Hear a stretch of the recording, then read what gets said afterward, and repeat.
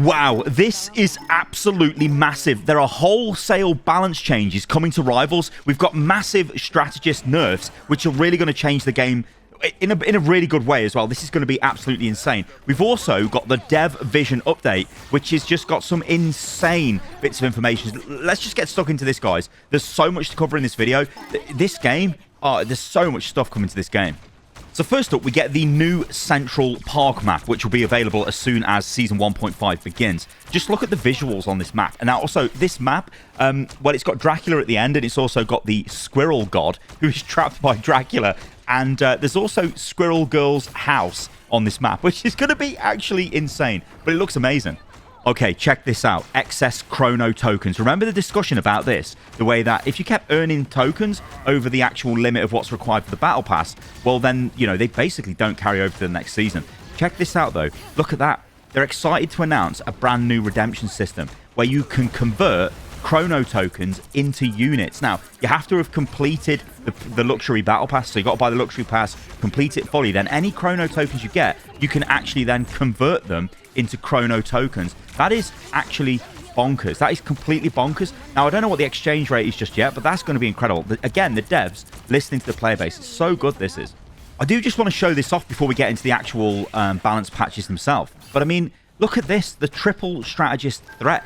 The developers are actively engaging with the community, and they understand that triple strategist is extremely overpowered, and it is, well, it's okay. Is it overpowered? It's overbearing. It changes the game in such a way that it takes the speed, the fun, I guess, out of the game, because essentially you've got an ultimate, a support ultimate ready to go to counter basically every other ultimate. So what they're doing and what the lead balance dev is saying here is, yeah, I mean, you guys can see the subtitles, but they're basically saying we're going to increase the time it takes to charge support ultimates because we know they're always available to counter whatever is going on in triple support comps. And that is incredible. Again, this is very fast. This is really good. It's really targeted design. It's them seeing this as a problem and going, how can we nerf this, but nerf it in a way that supports still feel powerful and they still have, you know, a good time playing the game. This is just incredible. Obviously, Cloak and Dagger is going to get nerfed, and he is touching on a bunch of heroes here. But like I said, we will go into the patch notes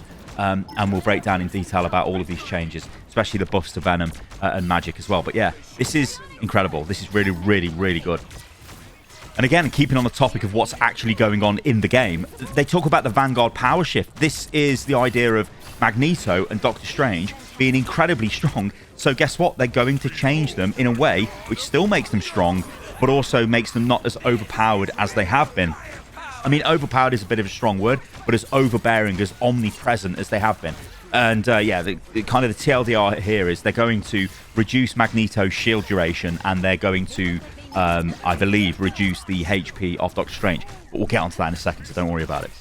This is also awesome as well because they're talking about tailored hero adjustments, and this just basically means targeted adjustments. So looking at heroes which are a bit overpowered at the moment, a bit strong at the moment, looking at maybe abilities these heroes have got and tying them, or not tying them down, but like reducing their power level. So they're going to look at Storm and they're going to look at Moon Knight, and that's great, right? The fact that they address this in the video, I think is cool, because again, it shows that they know what is going on in their game. I know this sounds bonkers to say, because I mean, obviously they do, but they really know, and they show it as well. There's also a quick update on the balance schedule. Now, things are changing a little bit here, so we're still going to get big balance patch at the start of a season with new team-up abilities and all of that stuff. At the half-season point, so the 0.5 of whatever season we're in, the mid-season update, we're also going to get another big patch, and we could potentially also get new team-ups and things like that. But also, what they're saying now is they are going to patch randomly, well, not randomly, but whenever's required, if there is a hero that has got a problem. So let's just say in the game at the moment, you could say Moon Knight's ultimate is a problem because it fires so fast you can't really do anything when he throws it at you because it's so quick. Also, it's got a bug where it does too much damage, almost double the damage. That's something that needs to be fixed really quick, right? So that would be a candidate for one of these rapid patches, and that's basically what the devs are saying they're going to do going forward. And this is a good thing because you don't want broken stuff in the game for too long because it will eventually piss players off. Now, this is really cool. So this is a system which basically helps high-level one-tricks because you can hide your name. So if you reach Diamond 3, you'll be able to hide your name if you want, in Hero Select during the loading screen. And so nobody knows who you are. They can't see your name. But when you get into the game, then your name is revealed. Now, what this does is if you are like, let's say Stylosa is known for playing Captain America and that's all he does, you would ban him every single game you see his name, right? And you'll do this as you get higher in the game and you start noticing the same names. But now there's actually a way of getting around that. I can hide my name. You don't know who I am. That's a really cool system for dealing with this.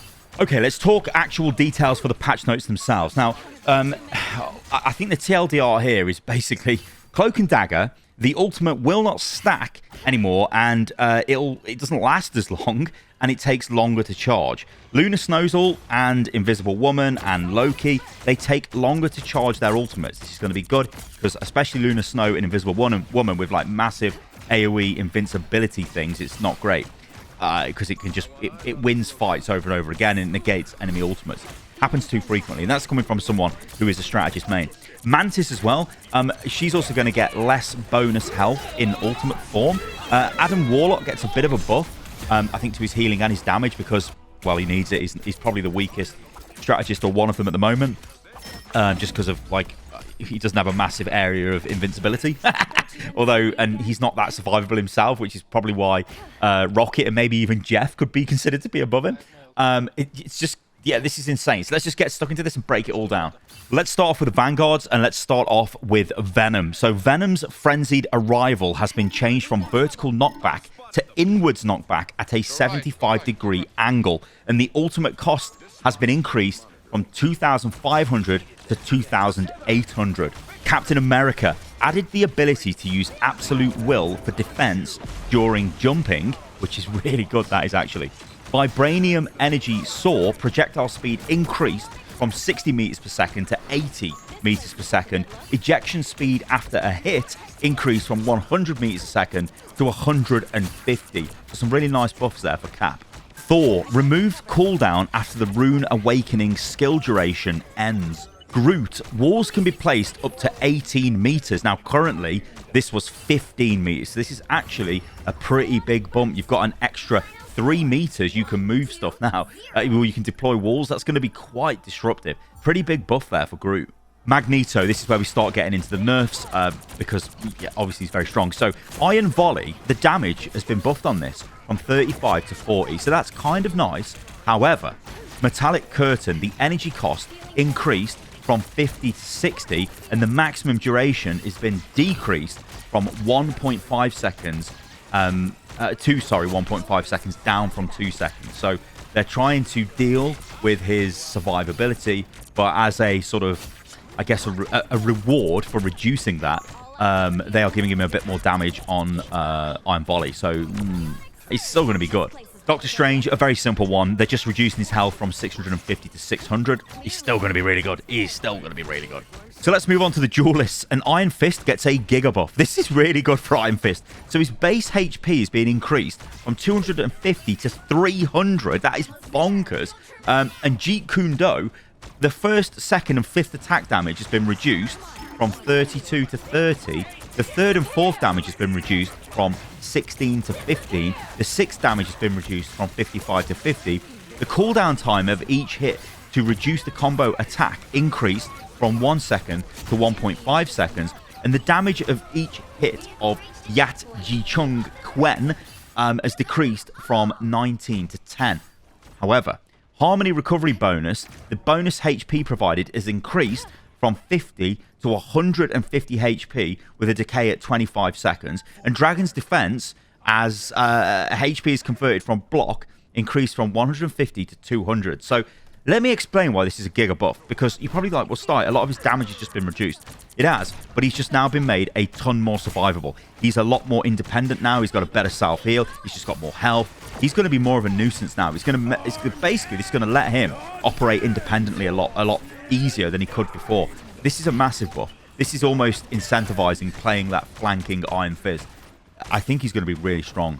Mr. Fantastic gets buffed as well. So Flexible Elongation, spell field increased from 2.5 to 5 meters. It now knocks enemies outwards after landing.